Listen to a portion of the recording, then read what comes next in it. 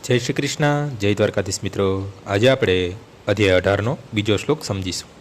શ્રી ભગવાન ઉવાચ કામ્યાનામ કર્મણામ ન્યાસમ સંન્યાસમ કવયો વિદુઃ ફલત્યાગમ પ્રાહુસ્ત્યાગમ વિચક્ષણાઃ।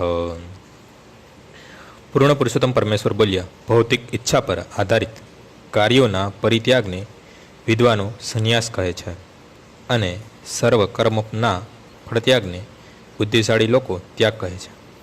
કર્મફળની આશાથી કરેલા કર્મનો ત્યાગ કરવો જોઈએ, આ જ ભગવદ્ ગીતાનો ઉપદેશ છે। પરંતુ જે કર્મથી ઉચ્ચ આધ્યાત્મિક જ્ઞાન પ્રાપ્ત થાય તેમનો ત્યાગ કરવો ન જોઈએ। હવે પછીના શ્લોકમાં આને સ્પષ્ટ કરવામાં આવશે। વૈદિક શાસ્ત્રમાં અમુક વિશિષ્ટ હેતુસર યજ્ઞ કરવાની અનેક પદ્ધતિઓનો ઉલ્લેખ થયેલો છે।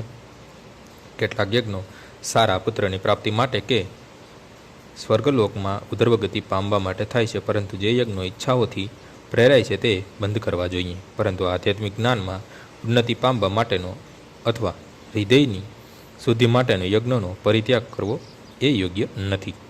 આજનો શ્લોક અહીં પૂર્ણ થાય છે। આવતીકાલે ફરીથી સવારે 6 વાગ્યે મળીશું। જય શ્રી કૃષ્ણ।